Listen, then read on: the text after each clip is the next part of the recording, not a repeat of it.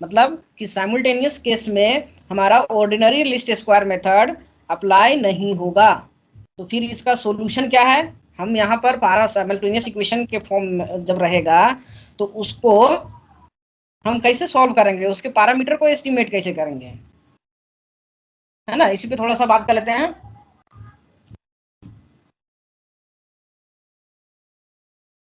Solution to the simultaneous equation. Bias, जो bias आ रहा था या फिर इनकंसिस्टेंसी आ रहा था, ये प्रॉब्लम को हम लोग दूर कैसे करेंगे? क्योंकि यहाँ पर ओएलएस अप्लाई जब करते हैं तो ओएलएस से जो पैरामीटर हम एस्टिमेट करते हैं उसका वैल्यू, जो एस्टिमेटेड वैल्यू होता है, वो बायस्ड और इनकंसिस्टेंट या इनकंसिस्टेंसी होता है। तो इस केस में हम लोग कौन सा मेथड अप्लाई करेंगे जिसके कारण हम साइमल्टेनियस इक्वेशन मॉडल का पैरामीटर को एस्टिमेट कर सकते हैं? देखिए, since the application of OLS to an equation belonging to a system of simultaneous equation yield biased and inconsistent estimate, the solution is to apply other method of estimation which gives better estimates of the parameter. There are several method. कहने का मतलब जब हमारा simultaneous equation model में OLS apply नहीं होता है, अगर हम OLS अप्लाई करते हैं तो एस्टिमेटेड पैरामीटर बायस्ड और इनकंसिस्टेंट होता है। तो इस समस्या को दूर करने के लिए हम अदर मेथड का प्रयोग करते हैं जो साइमल्टेनियस इक्वेशन मॉडल के पैरामीटर को बेटर तरीका से एस्टिमेट करता है और सही वैल्यू देता है। जिसमें से कौन कौन सा है? पहला the reduce form method, the reduce form method, और इसी को हम लोग कहते हैं ILS या फिर इनडायरेक्ट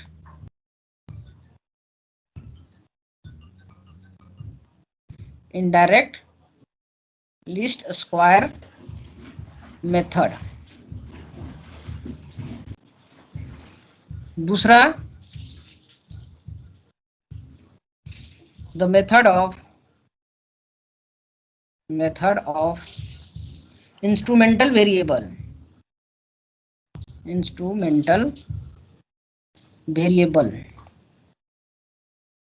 इसको हम लोग आई भी कहते हैं शॉर्टकट में। तीसरा two stages least square method, या फिर इसको बोलता है 2 stage least square method, 2SLS।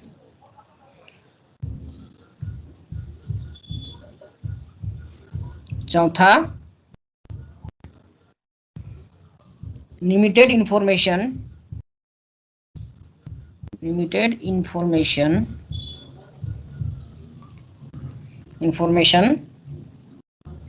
Maximum likelihood method, है ना। शॉर्टकट में बोलते हैं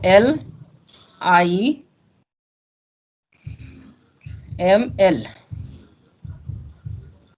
पंचवा मेथड है the mixed estimation method,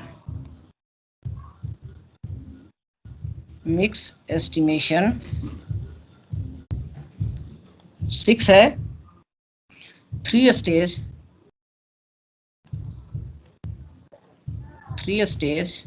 stages least square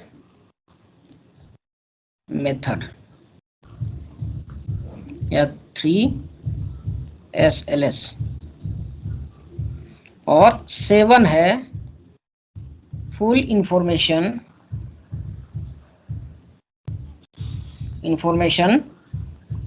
maximum likelihood methods. ठीक है, इतना 7 मेथड होता है बेसिकली साइमल्टेनियस इक्वेशन मॉडल के पैरामीटर को एस्टिमेट करने के लिए।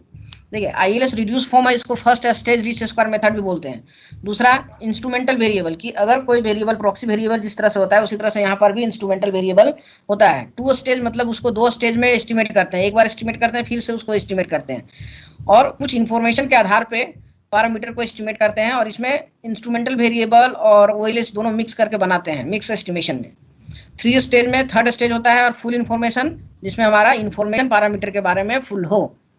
तो ये 7 मेथड होता है जिसके द्वारा हम साइमल्टेनियस इक्वेशन मॉडल के पैरामीटर को एस्टिमेट करते हैं, और हर किसी का अप्लाई करने का अलग अलग कंडीशन होता है, जो हम आगे देखेंगे जब हम आइडेंटिफिकेशन या आइडेंटिफिकेशन करने के बाद हमको पता चलता है उसमें कौन सा मेथड एप्रोप्रिएट होगा, है ना। सबका एक रीजन है कि हम आईएलएस क्यों लगाएंगे, आईवी क्यों लगाएंगे, 2एलएस क्यों लगाएंगे, लिमिटेड इंफॉर्मेशन मैक्सिमम लाइक्लीहुड क्यों लगाएंगे, या फिर फुल इंफॉर्मेशन मैक्सिमम लाइक्लीहुड कब लगाएंगे, और उसका कंडीशन क्या होता है। पहला से जो फर्स्ट मेथड है उसको हम लोग कहते हैं single equation model. The first 5 method are called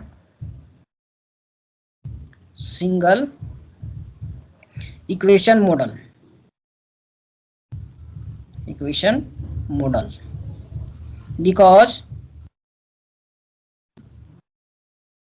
because they are applied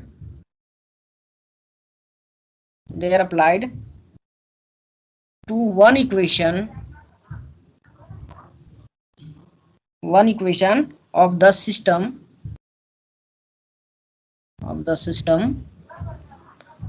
at a time। जैसे कि हमारा ओएलएस था कि एक बार में एक ही इक्वेशन के पैरामीटर को एस्टिमेट करता था, जिस तरह से y = alpha plus beta x plus UI. तो सिर्फ यही एक बार जब हम लोग ओएलएस अप्लाई करेंगे तो सिंगल इक्वेशन का पैरामीटर सिर्फ अल्फा और बीटा को एस्टिमेट करेगा। तो यहाँ पर पहला से लेकर 5 तक जो मेथड है, पहला से लेकर 5 तक कौन सा मेथड है, ILS, IV, two SLS, limited information maximum likelihood method और मिक्स एस्टिमेशन। ये जितने भी मैं 5 मेथड है, इसमें सिर्फ एक बार में एक ही इक्वेशन के पैरामीटर को एस्टिमेट करता है।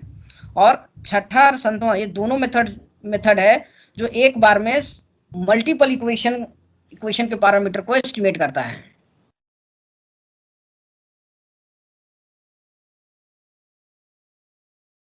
The 3 SLS and full information maximum likelihood methods are called system method because they are applied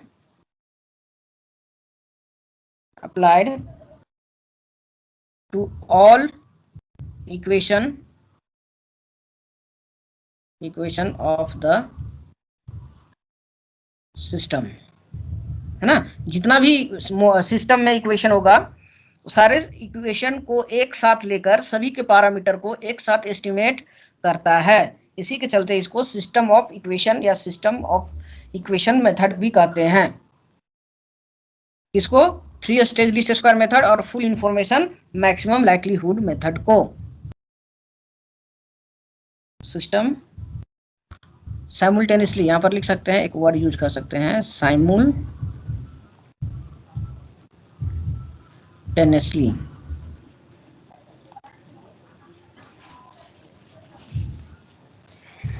next, problems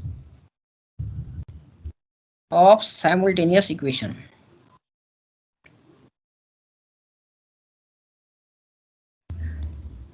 simultaneous equation model। Problem of simultaneous equation model कि जब हम साइमल्टेनियस इक्वेशन कंस्ट्रक्ट करते हैं तो उसके साथ साथ क्या क्या प्रॉब्लम होता है, क्योंकि यहाँ पर सिर्फ एक चीज को नहीं लेके चलते हैं कि जब हमको एक इक्वेशन फॉर्मेट करते हैं y = c + i + g, तो यहाँ पर +x - m, तो तो ये पूरे सिस्टम को हमको मैथमेटिकली एलोबरेट करना पड़ता है कि अब कंजम्पशन किस पे डिपेंड करेगा, इन्वेस्टमेंट किस पे डिपेंड करेगा, गवर्नमेंट एक्सपेंडिचर किस पे डिपेंड करेगा, एक्सपोर्ट किस पे डिपेंड करेगा, इंपोर्ट किस पे डिपेंड करेगा। तो जो पूरा होल मैक्रो थ्योरी होता है या फिर जो सिस्टम का एक थ्योरेटिकल पार्ट होता है, उस थ्योरेटिकल पार्ट को मैथमेटिकली एक कंप्लीट मॉडल के रूप में रिप्रेजेंट करना सबसे बड़ा चैलेंज होता है। Simultaneous equation model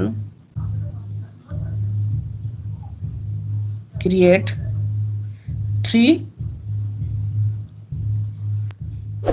main problems। पहला मैथमेटिकल completeness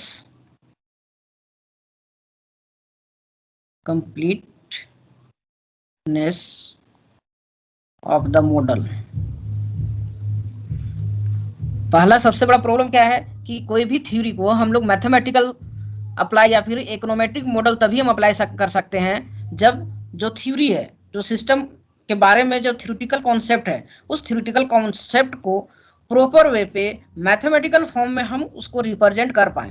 अगर हम रिप्रेजेंट कर पाते हैं तो फिर आसानी से साइमल्टेनियस इक्वेशन मॉडल बनाकर उसकी पैरामीटर को हम एस्टिमेट कर सकते हैं, प्रिडिक्ट कर सकते हैं कि any model is said to be mathematical या complete when it possesses as many independent equation as endogenous variable। कहने का मतलब जितना endogenous variable होगा उतना हमारा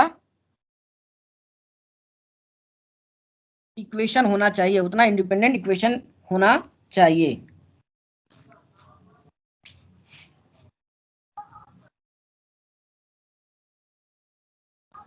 दूसरा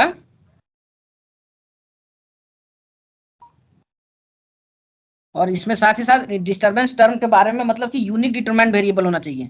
यहाँ पर वेरिएबल कैसा होना चाहिए, variables uniquely determined,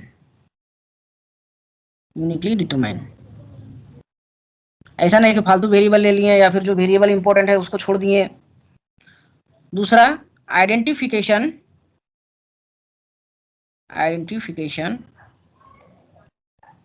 of each equation of the model. आगे समझ में आएगा आइडेंटिफिकेशन।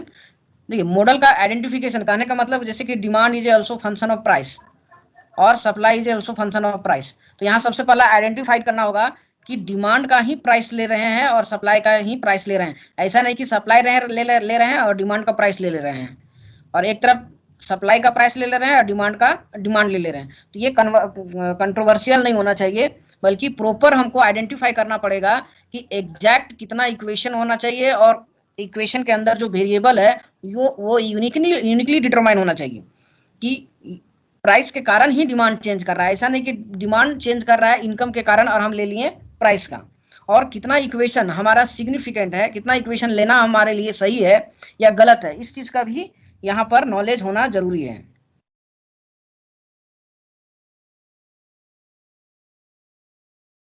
ना। Many times it so happens that a given set of values of disturbance term and endogenous variables yield the same value of different endogenous variables included in the model. It is because the equationally indistinguishable। कहने का मतलब कभी कभी क्या होता है कि error term और इंडोजेनस वेरिएबल के बीच कोरिलेशन हो जाता है। जैसे कि हम लोग प्रूव किए थे ऊपर में कोवेर एक्स वाई एक्स यू, तो एक्स यू के बीच हमारा क्या आना चाहिए, 0, लेकिन इसके बीच कोरिलेशन एस्टेब्लिश हो जाता है, covar X U is not equal to 0। तो इस केस में हमारा इंडोजेनस वेरिएबल और एरर टर्म के बीच कोरिलेशन हो जाता है, जिसके कारण मॉडल हमारा अनफिटेड हो जाता है। तो इसको हमको दूर करना होता है किसके द्वारा, आइडेंटिफिकेशन के द्वारा। ये मॉडल में जब हम लोग मोर देन वन मॉडल लेते हैं या साइमल्टेनियस इक्वेशन मॉडल में एक कॉमन प्रॉब्लम पाया जाता है, इसलिए इसको आगे चलकर हम लोग आइडेंटिफिकेशन से इसको सॉल्व करते हैं कि एग्जैक्ट में ये प्रॉब्लम एराइज नहीं हो कि एक इंडोजेनस वेरिएबल का एरर टर्म दूसरे इंडोजेनस वेरिएबल के साथ कहीं कोरिलेट तो ना कर जाए, या फिर एरर टर्म किसी इंडिपेंडेंट वेरिएबल के साथ कोरिलेट ना हो जाए। तीसरा statistical statistical estimation of each equation of the model. A statistical estimation of each equation of the model. कि यहाँ पर जब साइमल्टेनियस इक्वेशन मॉडल होता है तो उसमें स्टैटिकल मेथड मतलब कि जिससे कि हम पैरामीटर को एस्टिमेट करें, वो कौन सा पैरामीटर हो और क्यों हो, ये एप्रोप्रिएट मेथड को हमको यहाँ पर ढूंढना पड़ता है, क्योंकि यहाँ पर ओएलएस अगर हम अप्लाई करते हैं डायरेक्टली तो जो पैरामीटर एस्टिमेट होता है वो पैरामीटर हमारा बायस्ड पैरामीटर। जब since application of OLS yield biased and inconsistent estimates, different statistical technique are to be developed to estimate the structural parameter. जब OLS अप्लाई करने के बाद हमारा parameter biased, estimated parameter biased और inconsistent हो जाता है, तो यहाँ पर हम लोग को नया मेथड डेवलप करना होगा जिससे कि जो एक्चुअल पैरामीटर है, जिसको हम लोग स्ट्रक्चरल पैरामीटर या एक्चुअल मैथमेटिकल इक्वेशन है, उसकी वैल्यू को हम एस्टिमेट कर सकें।